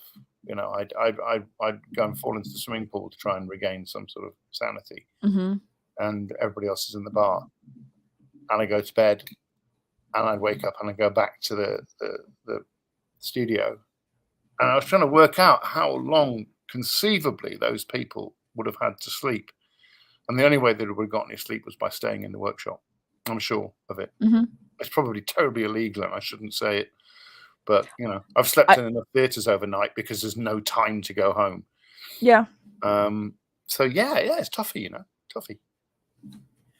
Oh, what's that? Who's that? Who's that dashing man? He doesn't look like that anymore, that's for sure. Here's another question. When you play Little John, did you take any inspiration from Errol Flynn's Robin Hood or Robin of Sherwood, or did you do something completely different? That's a really good question. To you, because we all grew up knowing Errol Flynn. Now, Robin of Sherwood was very much when I was a teenager, and I know the guys from that show. We even had some of them came to our show, but we were already given a different brief.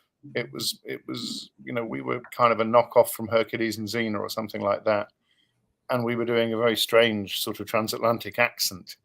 So I think I tried to get some of the innocence and some of the hopefulness into our show. And very much I wanted something of the light comedy that Errol Flynn gave us. And the producers weren't necessarily pulling in that direction, but I think the most successful parts are those episodes which have a goodly amount of that light comedy. So it's a tricky one. I wouldn't say it was the most successful show ever, because the Americans thought it was goofy and the English thought it was disgraceful to muck about with Robin Hood. But actually, everybody's always mucked about with Robin Hood. I keep lobbying the people that I know that produce that Friar Tuck and Little John should reappear as the age we are now. Put the band back together with kids. That would be hilarious. Also, one quick hilarious, but there would be actually some really serious poignancy in that too, of realizing what can you do that what you can't do, what you used to do, and you just physical limitations or just. Well, that also the idea that these heroes that we build up aren't really the people we think they are, and actually Robin was never like that, Marion was never like that. It was just the stories that people put around. And of course, in the version, I've written treatments for this and hoiked it about. But it's Marion that's the brains. I'm on fan fiction. So Robin is a troubled individual who's actually more of a liability than an asset because he hasn't worked his head out yet. Mm-hmm. And when he does, it all comes okay. And we play versions of ourselves, the public version that people know, as opposed to the private reality. And if I could do that with Martin Ellis, that would be amazing because he's brilliant. But so far, not got anybody to bite on that one. Boo. A few more questions out there. Apart from the prequels, is there a role in a film or a movie you wish you could have played? It's a really good question. I don't do the wishing kind of thing very much because I'm always interested in what the next thing is. Mm-hmm. I don't think I really. Probably, do you know what? The truth is, there's probably hundreds. But I even forget about the audition when I've done the audition. I forget about the part when I've done the audition because who knows if it's going to come back. Mm-hmm. And some things I've sent down the river and I see other people playing them. And the nice thing is sometimes I think, actually, he's done that a lot better than I would have done, or I like his choices better than the choices I would have made. So I don't really have any regrets to go, yeah, no, I don't. So when you audition, do you have that? Do you? I mean, I would imagine you're going to be serious about the audition. You're going to prepare. You're going to do it. Blah blah blah. Sure. And then once it's done, you're like, I am not putting a care in the world. Yeah, I mean, this is the interesting thing now is that we might get sent 10 pages to learn and do a self tape or whatever, or even go in and see people. And friends will say to me, how did it go? Mm-hmm. How did what go? Well, sometimes I travel from Manchester to London when I live there. So it's 2 and a bit hour train journey, probably $150, $200, the whole thing.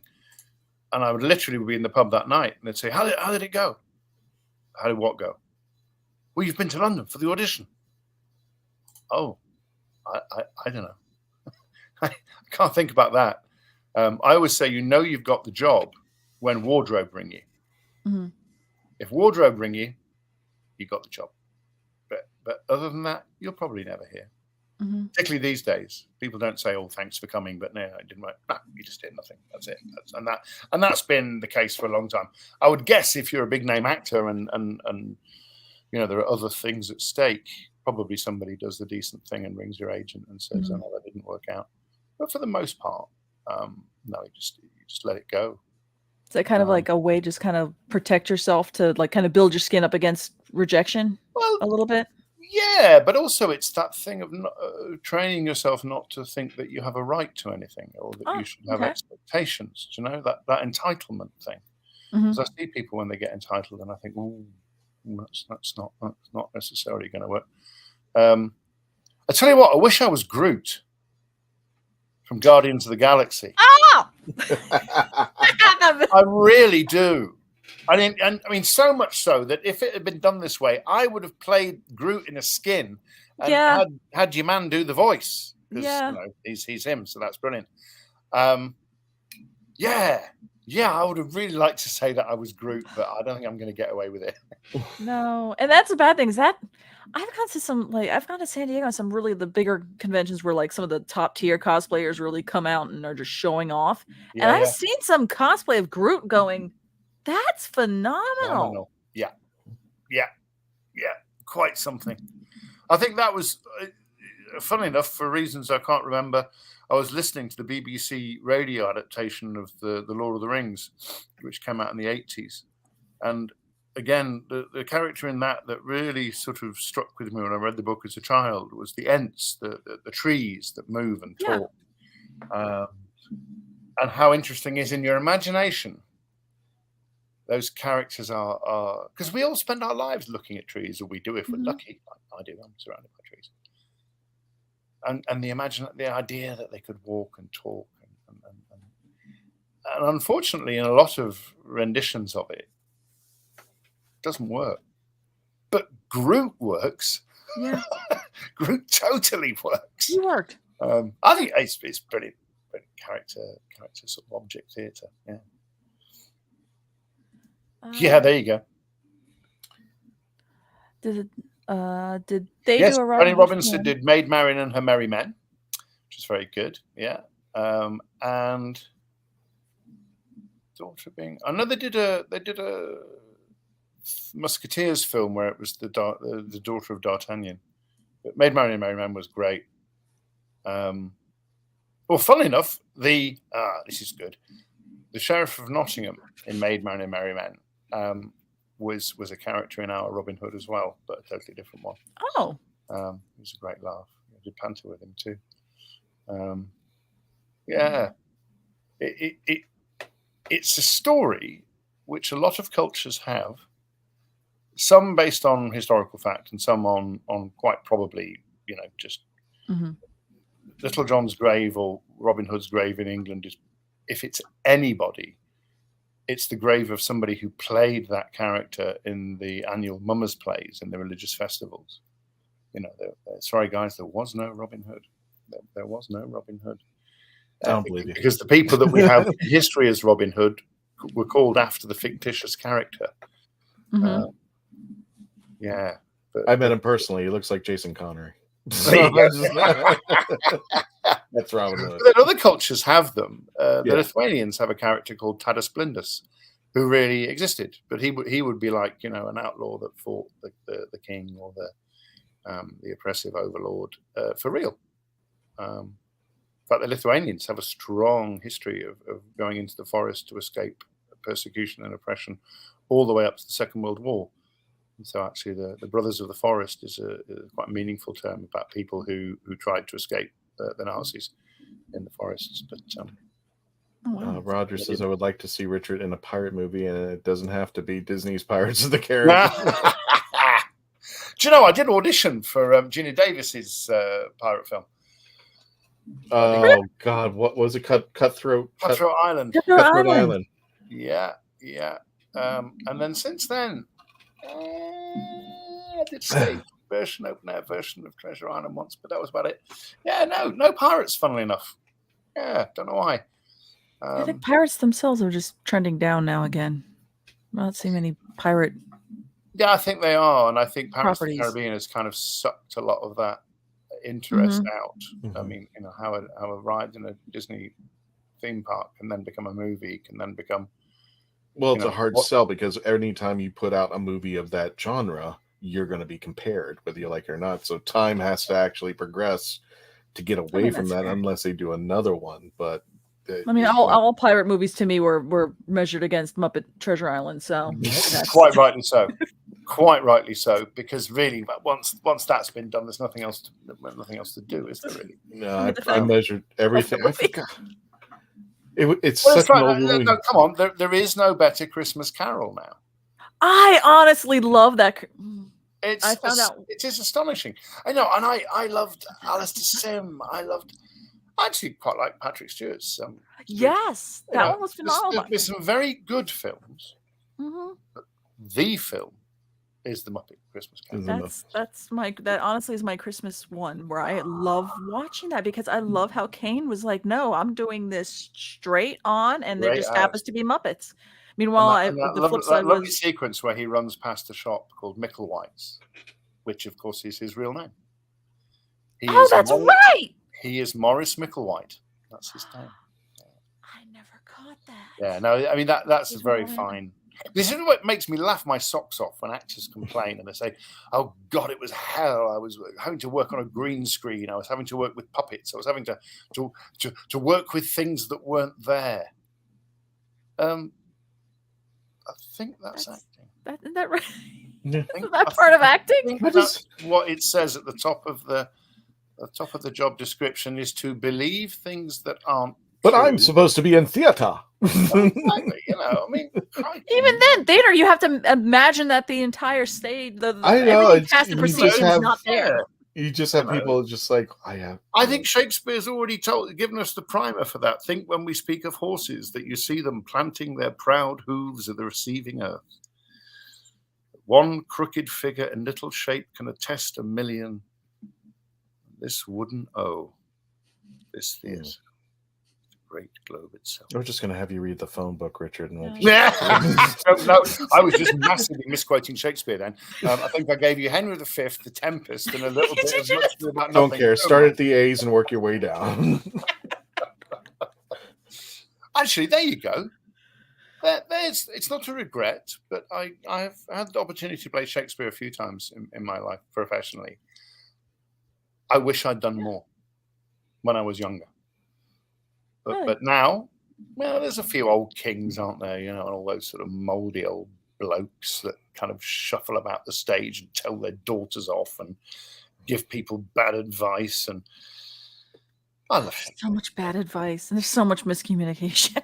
Well, isn't it? Shakespeare took all of his devices from the Roman comedies, which are all about miscommunication, and eschewed the much greater themes of the Greek comedies and tragedies. If anybody's ever interested in this, a wonderful classicist called Natalie Haynes does a stand-up routine called Stand Up for the Classics. It's available on BBC Sounds. She also does live shows. Most intelligent person on the planet. Brilliant understanding of narrative. She writes about how badly women have been treated by literature in history forever.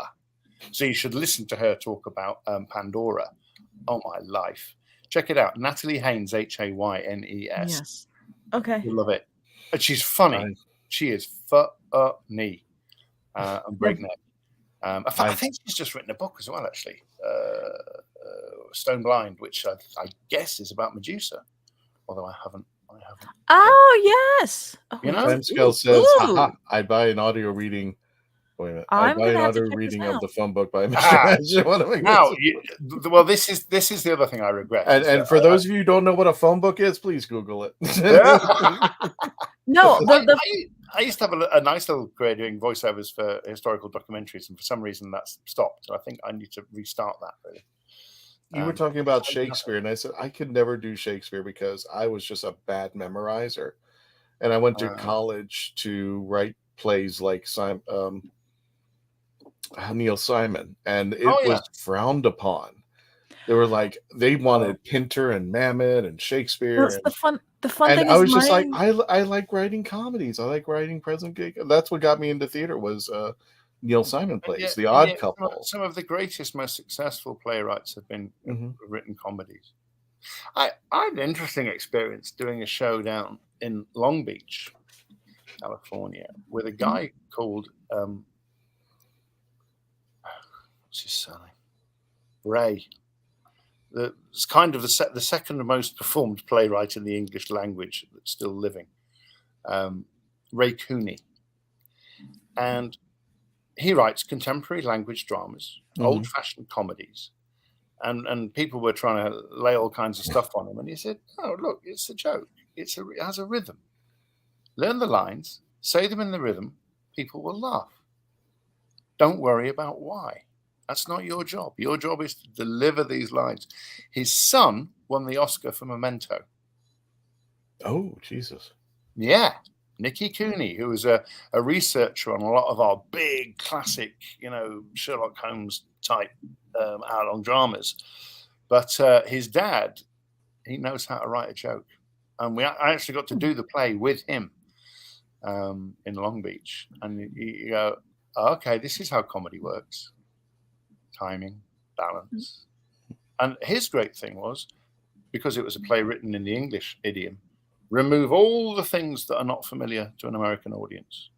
We're not here to confuse people. We don't want people to stop and go, oh, what did he say? What was that? Because it'll mess up the rhythm. So I still to this day don't know whether it's called a mobile phone or a cell phone. I have no idea. Please, can somebody tell me? I don't know anymore. We'll tell you and then we'll go the other way. Yeah, exactly. It's called cell phone. No, it's called... But yeah, I mean... Actually, here you go. There's a wonderful play called The Trackers of Oxyrhynchus, and it's a true story about the fragments of papyri they found basically in a midden, in a toilet in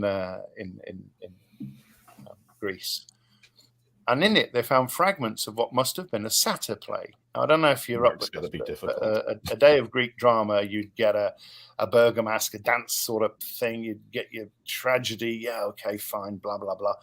And then all the characters you've just seen presented in dance and presented in tragedy, you'd see in a satyr play.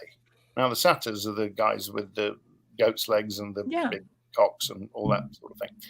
So they wrote this play called The Trackers of Oxyrhynchus, which is about this lost play.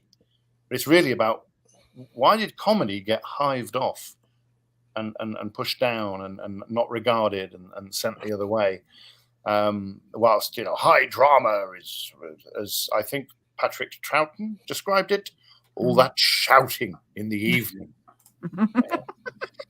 And so Trackers was brilliant because it's the clowns trying to take back the theatre, but also saying, hey, our story is worth hearing. Mm-hmm. You've silenced us for 3,000 years. We're back. That's great. It's brilliant.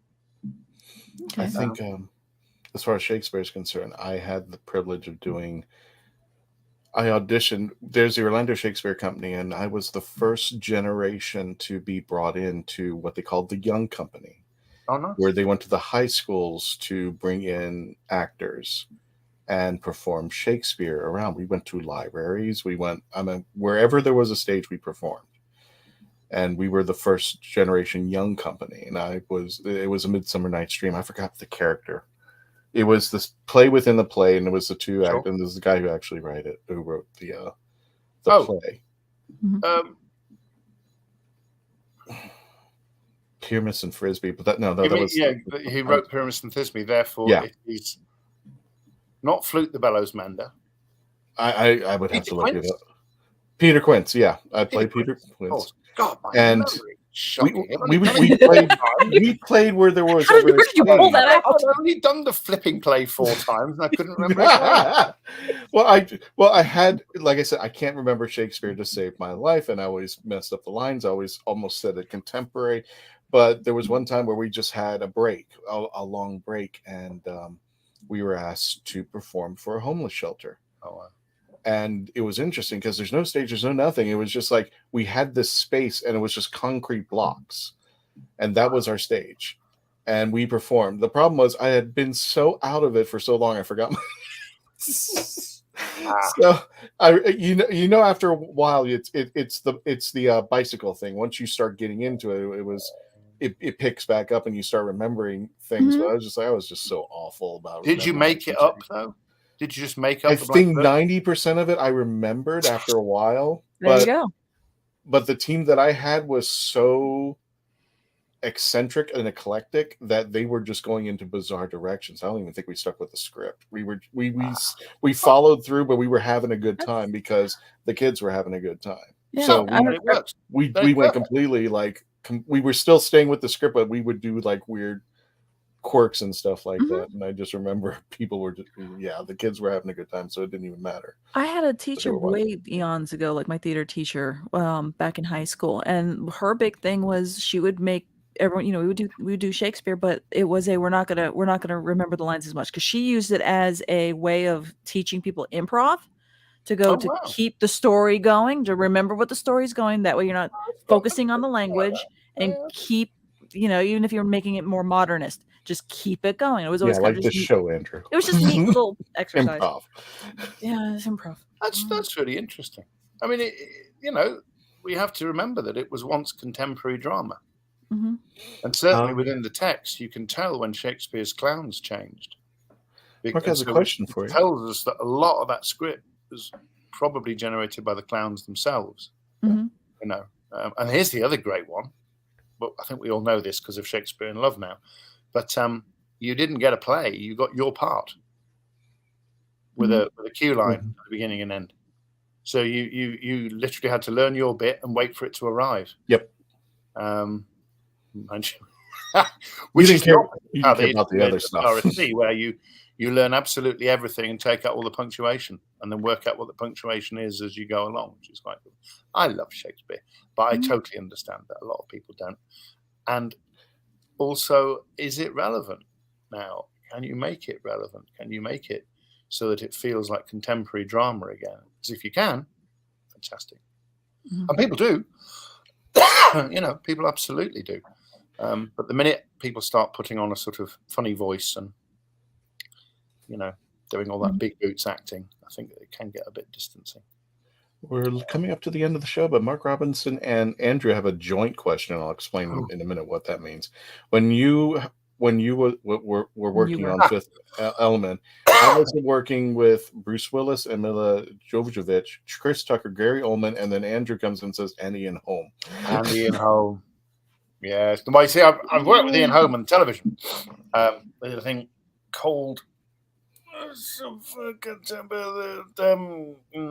the Common Pursuit. The Common Pursuit. He played a Cambridge Don, and I played a great hairy, lumpy student.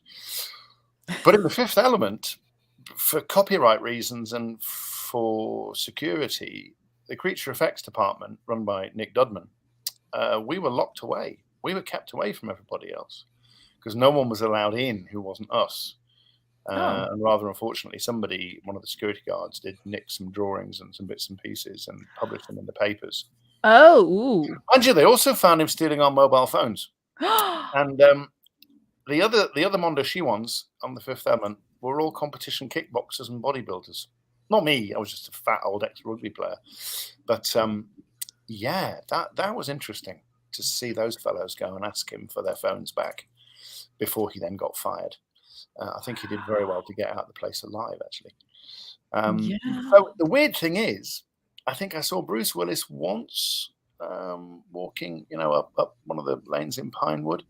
And they did let us out very briefly to watch Lee Evans do that sequence, with his Norman Wisdom kind of take off with the door and everything. And that's all I saw. I used to bump into people at the commissary, go down and buy you dinner or whatever, and everybody else is in costume. But really, it was, I want to say it was there 7-8 weeks. It was just us in creature effects. We were either working in the suits, or lying there crying, usually. It was a heavy job. Yeah, no. One lad passed out at the suit, fell over, had to go home. Heat stroke. He destroyed a Mondo. Yeah. That was a bit of a shame.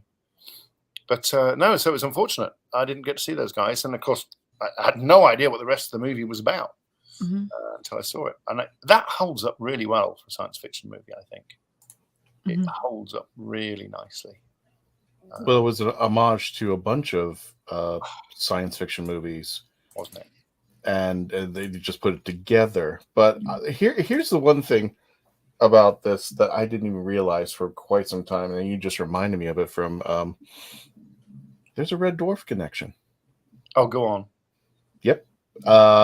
If you remember the scene, I think it's the two police officers, and one of them is holding a beverage. Yeah. And I think Bruce Willis hits the car and it spills all over him and stuff like that. Yeah. He is also Captain Hollister from Red Dwarf. Oh, how wonderful. There's your connection to Red Dwarf. Oh, there you go. Oh, there you go. If you find these little intricate things along the way, it's so amazing when you find how everything is really connected along the way. That's astonishing. Mind you, a lot of people worked on that film. It was a very, very, very big shoot. I believe the most expensive French movie ever at that time. And we took up so much of Pinewood that was it Madonna wanted to reshoot a bit of a video or something, and they had to go, nope, you best go someplace else. Damn. Yeah, I think that was when they realized that they needed to develop Leavesden for James Bond, because a big movie would come and fill Pinewood completely. And they wouldn't be able to do anything else. That's right. Yeah, and of course, there's a lot of people who run their workshops and have their businesses out of Pinewood, who would then be like, "Okay, well, we can work, but there's no other." It's an interesting business. I mean, we're very lucky now. We've got even a new studio opening near me in Essex. There's a lot of production facility here in the UK, even though we don't necessarily start so many movies as we used to. I remember there was going to be a facility up in Scotland. Where was it? In Leith, or was that? I can't remember.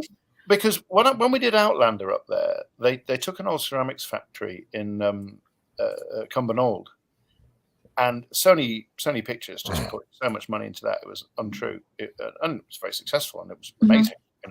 Just like was done for Vikings in Ireland. And we all said, oh, surely this is the time Scotland gets its own studio. Because it was, there was a standing lot, there was a back lot, there was massive sound stages. They had a soundstage in which they managed to build a rubber castle for us to fight in. But they wanted to run some cows through it. So they just built a walkway and walked to the cows at first floor level through our set. That's how big the soundstage was. Oh my! No, it's astonishing. Absolutely. Good Lord. And Sam Hugen and I, and also the chap who's Thor's stuntman. I've forgotten his name. We all bashed each other to bits for about 4 weeks there, and it was amazing. It was huge. So I hope Scotland is going to get its own studio. Because I vaguely recall, because Christian, it was Jason Connery. He was the one that was, because we had him on eons ago. Yeah. Oh yeah. And he was the one that was talking about that they were trying to work on a studio, but that was also before COVID. So Lord knows if that might have just. I don't know. It's ridiculous. It's ridiculous that there isn't a big production facility up there, because the locations are incredible and there's a lot of talent and there's an awful lot of trades. Don't know. I have to go find, see if I can't find that interview back and see where. We'll go ahead and wrap up the chat. Okay. Dan Hollyfield says the only acting I've ever done was playing two dead bodies in Arsenic and Old. Arsenic and Old Lace, I love that. I was told I would look realistically just limp and boneless. Don't feel Dan to breathe shallowly. Dan, don't feel so bad. When I was in college, there are no small parts. I was a dead body in the living. Yay! I would, Richard. I wouldn't say that, because when I did a play called Getting Out, and I was in there for about a good 1 minute. And all it was, I was a police officer. The girl was in the jail cell, and all she did, I had no lines. All she did was every night she threw food at me and a beverage. Oh, that's not very nice. That's not very nice. And I said, "You better not hit me in a good spot." No, that's not. And that was my whole role. They bought a big bucket of chicken just for me to get thrown that food every single night. A waste of. Peace out from the time scales. Thank you. I appreciate it. We'll be back. Okay, Timescale says, I also saw Bruce Willis at a sandwich shop in San Francisco, Marin, a few years ago. Somehow I thought he was much taller. No, he is a short man. He's not that tall. And not terribly well right now. Yeah. No. Poor chap. Thank you so much, guys out there. And don't forget to check out Richard Ashton, richardashtonactor.com. You can check out his stuff. Check out Long Island, I think it's Long Island Doctor WHO.com. Yes. You can also check out their Facebook site and such. But don't forget to check out these incredible people that include Katy Manning, Paul McGann, Michael Troughton, Brian Croucher, Mickey Lewis, Frazer Hines, Jen Chappell, Gary Russell, Sasha Jawan, and this gentleman right over here. Yes. Go to Li Who, throw money at him. Go. Go. Make it rain. Like a bucket of chicken, throw it out. No chicken on him. No. So I don't feel so bad. Speaking of feeling bad, this was an outtake from Spirit of Halloween. We're getting ready for Halloween. I've been taking a lot of pictures of the Spirit of Halloweens, and it's of course, what's that? August. Yeah, we gotta have Spirit of Halloween already. I gotta get ready. People love this, but this is our first outtake.